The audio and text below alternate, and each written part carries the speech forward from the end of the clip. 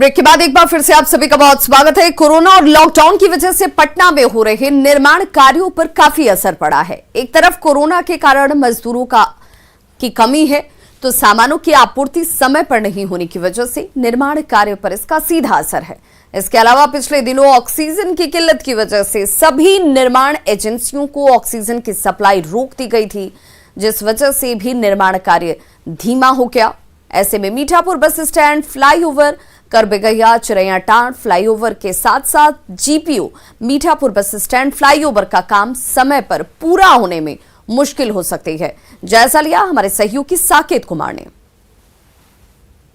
Corona के चलते एक बार फिर जो सरकारी काम थे, जो योजनाएं पटना में चल रही थी, विकास की योजनाएं, उस पर सीधा प्रभाव पड़ा है। अभी हम आपको दिखाते हैं, ये मीठापुर फ्लाईओवर का निर्माण यहाँ पर हो रहा है, आप देखिए। और इसका जो ये फ्लाईओवर है, इसका निर्माण इसी साल दिसंबर में हो जाना था, पूरा हो जाना था, लेकिन बावजूद इसके आप देखिए यहाँ पर अभी काम जो है वो 50% भी पूरा नहीं हो पाया है। नीचे अभी पाइलिंग का ही काम यहाँ पर चल रहा है, जबकि इसका जो कार्य अवधि है उसको बढ़ाया गया था। पिछले जो पहला वेव आया था कोरोना का, उसके बाद कई योजनाएं लंबित हो गई थी, उसके बाद फिर से उसको पूरा करने का लक्ष्य रखा गया था और फिर एक बार कोरोना का दूसरा वेव आया है और जिस तरह से लॉकडाउन लगा है, ऐसे में जो सरकारी कामकाज है वो सीधा प्रभावित हुआ है। और कई परियोजनाएं हैं, सिर्फ मीठापुर फ्लाईओवर ही नहीं, इसके अलावा चिरैयाटांड़ से लेकर जो करबेगैया तक बनने वाला ओवरब्रिज था, उसके बाद मीठापुर का जो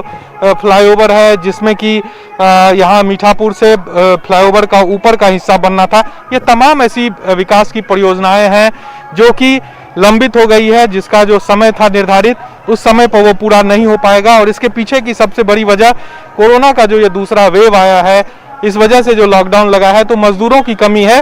और सबसे एक अहम बात जो बताया जा रहा है कि ऑक्सीजन की कमी, चूंकि ऑक्सीजन जो इन परियोजनाओं में काम चल रहा था ऑक्सीजन का, वो ऑक्सीजन हॉस्पिटलों को दिया गया, क्योंकि वहां पर जान बचाना लोगों को ज़्यादा जरूरी था।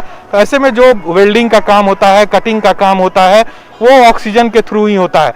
तो ऑक्सीजन की कमी के कारण भी जो परियोजनाओं पर काम चल रहा था उसमें देरी हुई। तो निश्चित तौर पर जो विकास कार्य है वो सीधे तौर से कोरोना के इस दूसरे वेव के आने के बाद खासा प्रभावित हुआ है।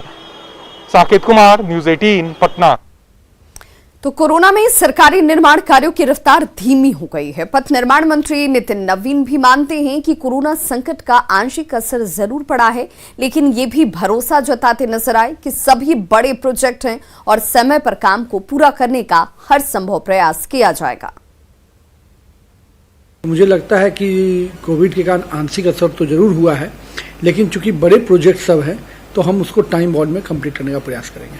कोशिश पूरी रहेगी कि सभी जो परियोजनाएं हैं वो अपने समय पर पूरा प्रयास हम लोगों ने, चूंकि फर्स्ट राउंड जो समीक्षा किया है उस कोविड के जस्ट अभी जो चल रहा है पीरियड में, तो उसमें यही हम लोग को लगा है कि जो बड़े प्रोजेक्ट सब हैं आंशिक असर हुआ है, लेकिन टाइम बाउंड में हम लोग उसको कवर करने का पूरा प्रयास करेंगे। जम्मू में स्वास्थ्य महकमे की लापरवाही महामारी पर भारी पड़ रही